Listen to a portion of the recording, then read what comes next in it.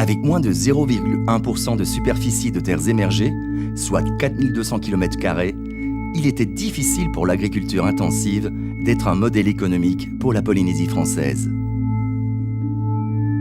Sa seule ressource quasiment inépuisable est cette étendue maritime de mer chaude de plus de 5 millions de km², l'équivalent de l'Europe.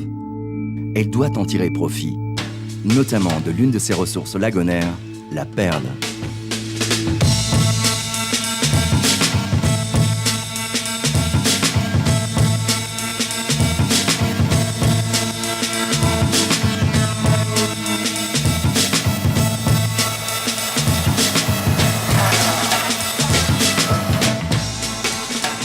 En 1966, la première ferme perlière est implantée dans l'archipel des Tuamotu, à Manihil.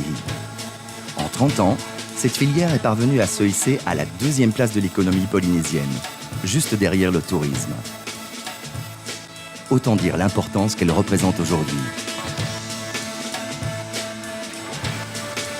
Cependant, dans ces écosystèmes extrêmement complexes et fragiles que sont les atolls, des solutions sont à trouver rapidement pour assurer la pérennité de cette filière, tant sur le plan économique que technique ou écologique.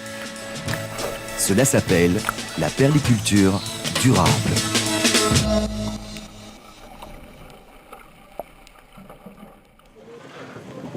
Assistant effet au roi. Ensuite, là, il faudra les retirer de leur support vraiment avec délicatesse, quoi. Alors ici, vous avez les bassins où on a installé tous les nacs là. Les jeunes que vous voyez ici, ce sont des assistants. C'est eux qui vont assister à la greffe.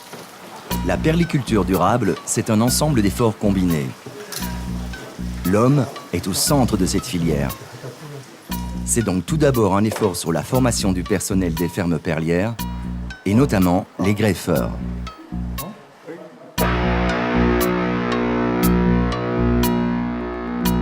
À Rangiroa s'est implantée en 1991 la seule école de greffeurs au monde. C'est un centre de formation professionnelle où ils sortent avec des certifications. Ils bénéficient des cours de gestion, de comptabilité, d'anatomie, des cours de biologie, d'écologie, d'environnement. Et ensuite, ces jeunes-là, ils vont partir l'an prochain. Ça va être un stage de perfectionnement à la greffe qui va durer plus de 5 mois et demi. Donc, c'est réellement l'immersion totale. Ce sont des jeunes qui sont quand même issus de plusieurs couches sociales, qui émanent quand même des atolls avoisinants. Donc les parents sont aussi propriétaires des entreprises familiales. Il y a une volonté et une motivation qui viennent de ces jeunes. Depuis sa création, le centre a formé plus de 500 jeunes Polynésiens. Pour une profession qui avait l'habitude de transmettre son savoir-faire et ses gestes de génération en génération, c'est une véritable révolution salutaire dans les mentalités. Mais la perliculture durable, c'est aussi un effort sur l'empreinte écologique de l'exploitation. On doit imposer des règles, parce que nous savons quand même que c'est notre patrimoine au niveau de la partie lagonaire. S'il y a un non-respect, je dirais, à ce niveau-là, tout risque de s'effondrer. L'impact de la perliculture sur l'environnement est une réalité. Mais le pire n'est jamais sûr. À 2 pas de l'école de greffe de Rangiroa, il y a la ferme Gauguin's Pearl. Son fondateur, Philippe Cabral, obtient son doctorat en biologie marine à l'âge de 23 ans. Et en 1990, il crée ce qui est aujourd'hui une des plus importantes exploitations de culture de perles de Tahiti. Cette ferme est à la pointe de l'innovation en matière d'environnement. Implantée dans l'un des atolls les plus touristiques de Polynésie, elle cherche par tous les moyens à limiter ses pollutions humaines.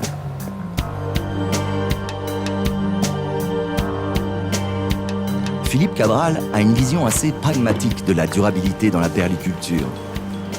Pour lui, dans la nacre, rien ne doit être rejeté dans le lagon. Tout doit être recyclé. Alors, la coquille, elle va être exportée pour la plupart en Chine, où ils sont toujours très demandeurs pour l'industrie du bouton, mais aussi pour des objets de décoration en lamelles de nacre et des objets de luxe. En ce qui concerne l'animal, il aura 2 utilités. D'une part, le muscle adducteur qui va être la seule partie comestible de l'animal, on appelle le korori en tahitien. C'est excellent, cru ou cuit.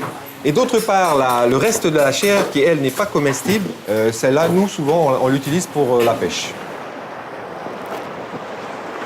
Il n'y a pas de défaut du tout, c'est bien plat. Je veux dire que la matière brute, elle est très... il n'y a pas de piqûre et tout ça, quoi.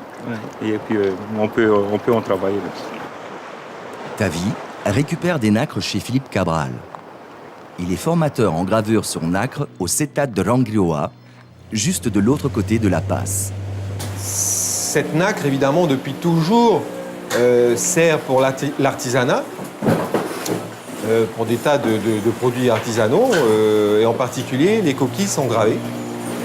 Elles sont gravées et on a la chance, ici à Rangiroa, d'avoir des très bons graveurs, qui sont même professeurs, qui enseignent cette gravure aux jeunes de l'île, et c'est vraiment une très bonne chose. Ce recyclage de la nacre est une première démarche écologique. Mais qu'en est-il de tout ce matériel technique immergé dans le lagon par les perliculteurs ?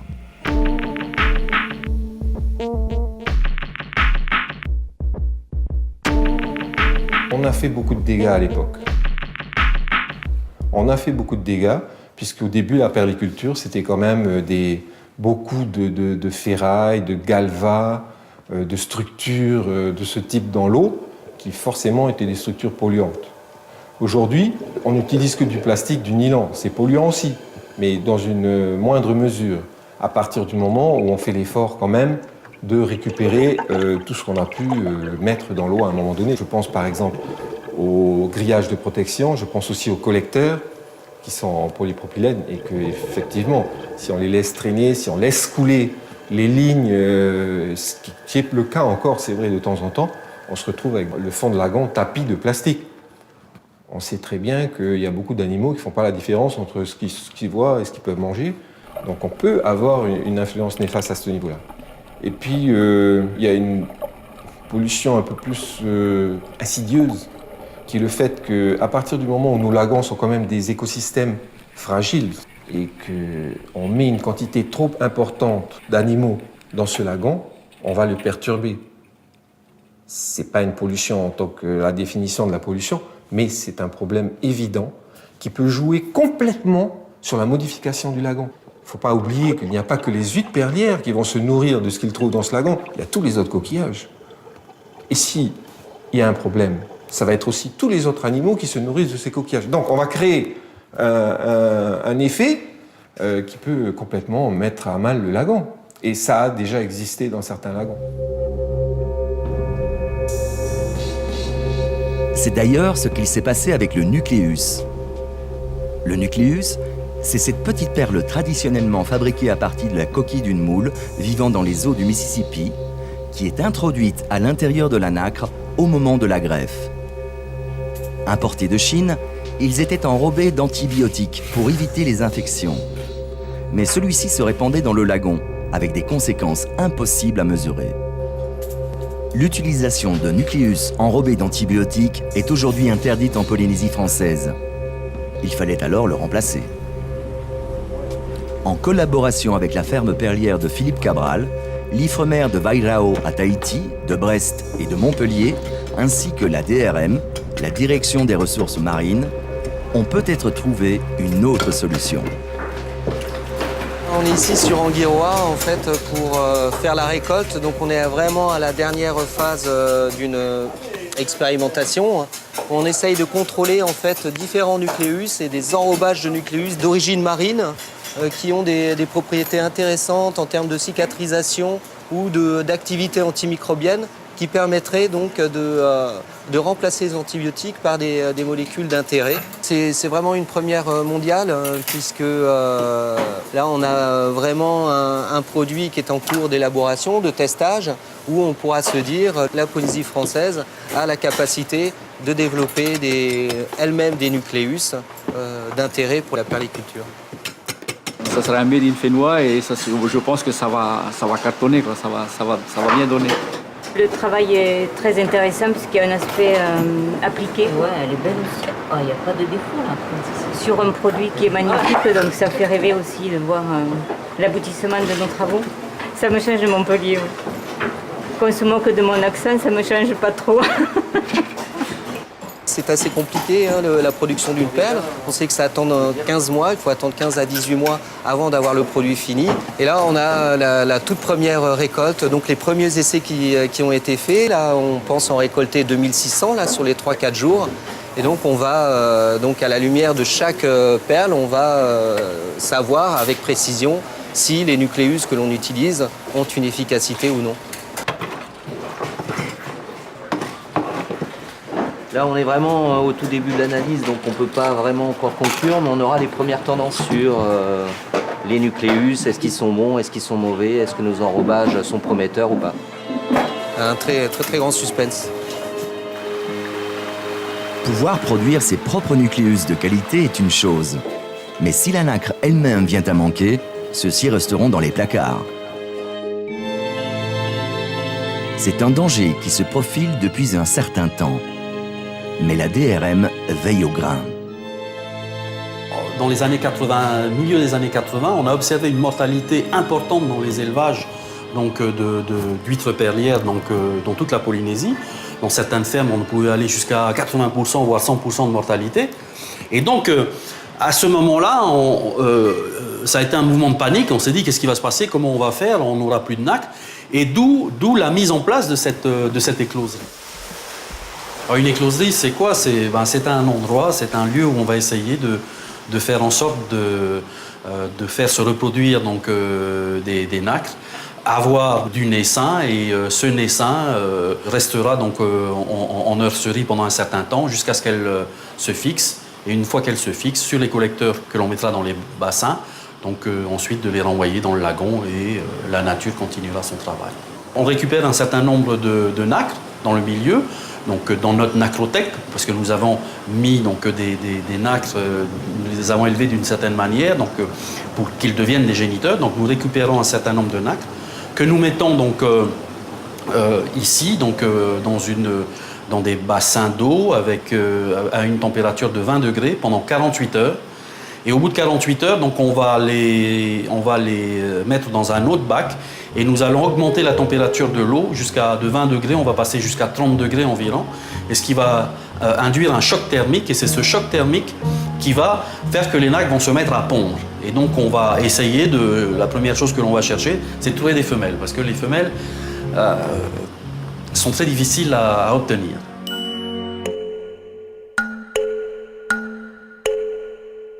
Une fois que nous avons des femelles, on va faire des fécondations, et au bout d'un certain nombre d'heures, nous allons observer les premières divisions cellulaires. Nous allons mettre ces nacres dans des bacs, et on va attendre à peu près 24 heures pour obtenir ce que l'on appelle des larves D. Et à partir de là, elles resteront dans notre écloserie pendant environ une vingtaine de jours, où nos techniciens seront chargés de les surveiller, de les compter, de leur donner à manger. On essaie de varier les aliments, parce qu'au bout d'un moment, manger des hamburgers, ils en ont peut-être un peu marre. Alors on leur prépare un peu autre chose. Du matinto, du chow mein. On vient de trier puis de faire le comptage. On a au moins dans les 140 000 qu'on doit passer en premier. Là, jusqu'au moment où on va obtenir ce qu'on appelle le stade de pédivéligère œillet, c'est-à-dire que sur cette petite larve va apparaître un petit œil. Et on sait que c'est à ce moment-là qu'elles vont vouloir se fixer. Donc on va mettre à ce moment-là les collecteurs dans un bac d'eau de mer, et on va verser sur ces collecteurs nos larves qui sont prêtes à se fixer.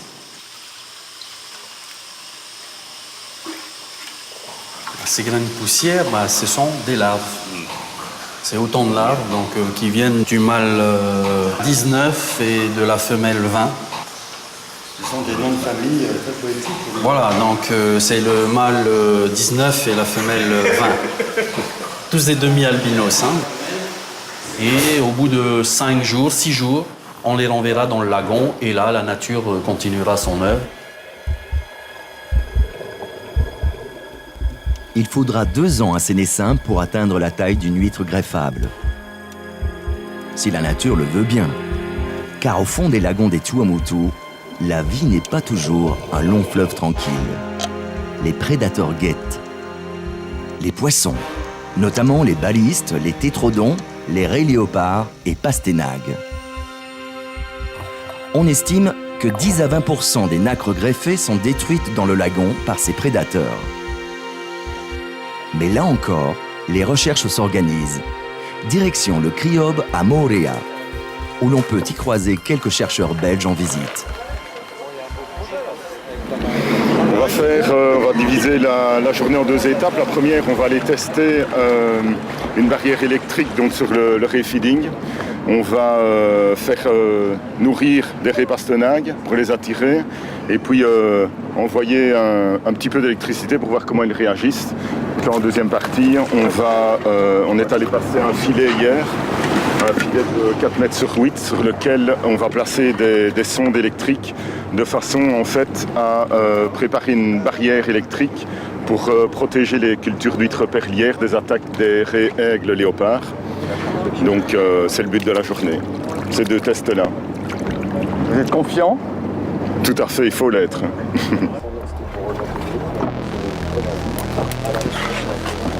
Comme on peut le constater, le plongeur ne risque rien.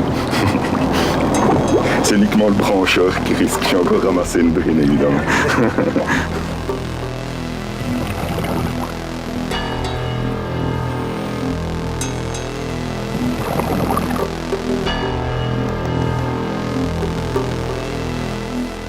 Moi, je ne vois pas.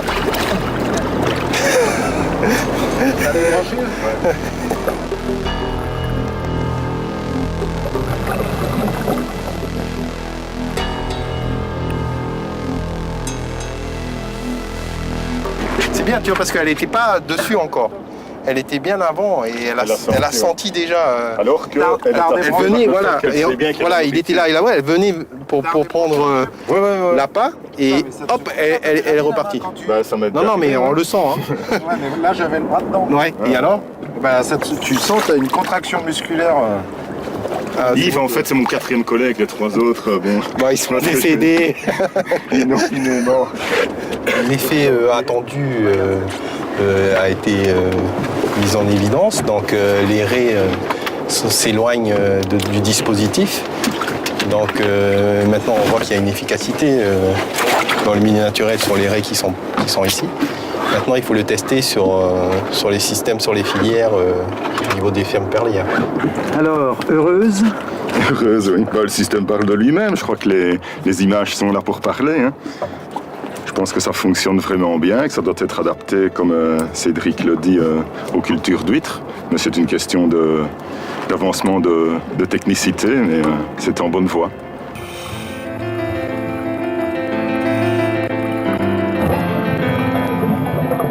Tous ces efforts accomplis pour former les perliculteurs, pour protéger les lagons, augmenter la quantité de nacre, protéger les naissins, en un mot, pour que dure la perliculture, concourent également à améliorer la qualité de la perle de Tahiti.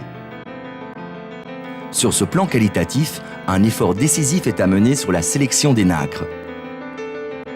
Pouvoir obtenir des perles de la couleur ou de l'orient que l'on souhaite est le rêve de tout perliculteur. Dans les laboratoires de l'Ifremer de Wairao à Tahiti, ce rêve est peut-être en train de devenir réalité.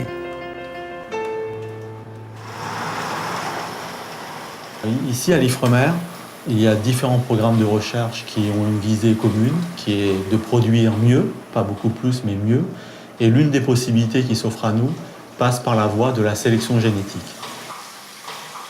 Lorsque l'on ouvre 100 huîtres, à peu près 90 ou 85% de la population présente une coloration qui est relativement peu attractive, on peut le voir ici, relativement grisée, et qui n'est très souvent pas choisie, sélectionnée par le greffeur pour produire une perle colorée de qualité.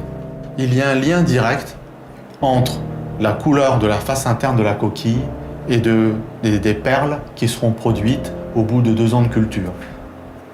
Comment peut-on l'expliquer? C'est très simple. La partie des tissus qui est en contact direct avec cette bande colorée, finalement, c'est le greffon que l'on prend pour implanter dans l'huître receveuse, le greffon donc et le nucléus. Donc cette partie, c'est cette propriété que les perliculteurs extraient et implantent pour la production de perles, donc à partir de cette nacre-là, 100% dorée. Donc tout l'objectif de la sélection génétique, c'est de se faire rencontrer par voie artificielle des géniteurs mâles intensément colorés, jaunes ou d'une autre couleur, avec une femelle jaune ou d'une autre couleur, pour finalement augmenter la fréquence d'apparition de descendants entièrement jaunes, entièrement rouges, etc., etc. L'expérimentation, même réussie en laboratoire, est une condition nécessaire, mais pas suffisante. Il faut maintenant la mener sur le terrain, dans une ferme perlière. Et c'est à Riquitea, aux îles Gambier, que la ferme de Dominique Deveau a accepté d'accueillir l'Ifremer et ses expérimentations. Chin se rend donc à Riquitea pour réaliser le premier déclenchement artificiel de ponte dans un environnement d'exploitation pour, à terme, créer des écloseries directement chez les perliculteurs. Depuis la visite que je leur ai faite à Tahiti, il y a un peu plus d'1 an, je suis resté en contact donc, avec eux. Et au bout de quelques mois, finalement, je leur ai demandé s'ils étaient d'accord pour un partenariat pour travailler justement sur la recherche de donneuses, de qualité des greffons, afin d'augmenter la qualité de notre production, de nos perles.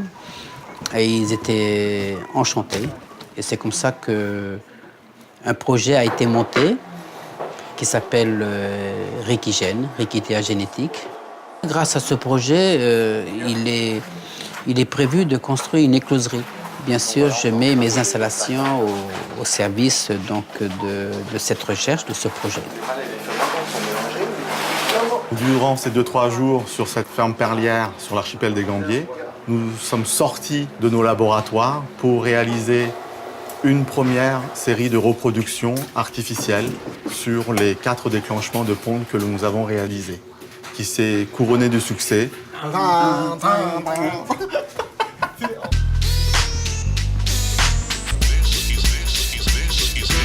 S'il n'y avait pas donc, ce partenariat entre le GIE, ce groupement d'intérêt économique qui regroupe plusieurs dizaines de petits perliculteurs et l'Ifremer, eh bien, on n'aurait jamais accès à ces nouvelles technologies, en tout cas. Donc l'idée, à terme, c'est de pouvoir produire, faire de véritables photocopies de telles huîtres perlières donneuses de greffons qui sont capables de produire des perles multicolores et lustrées.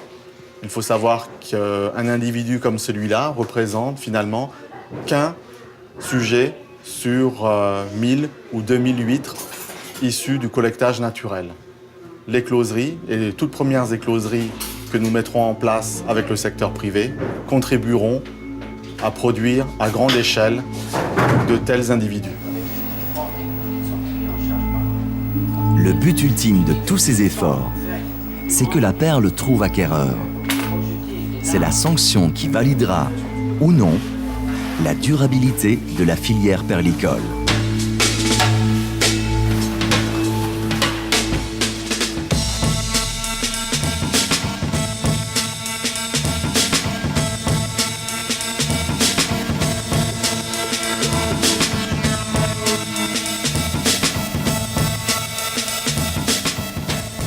La durabilité en matière de perliculture, c'est finalement de sécuriser la production de la filière dans le temps, sans impacter sur la ressource. La perliculture durable, pour moi, ça passe par une première chose la plus importante, que les perliculteurs s'entendent entre eux pour décider de leur propre avenir.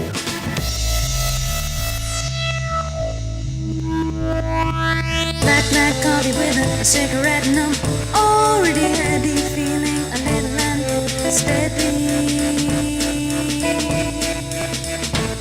I got a deep hole in my pocket and one little light got it out to the pond on the corner for a day of sun and I haven't anyone. But for now I'll settle for less no more than the plastic vinyl seat and the neon concrete.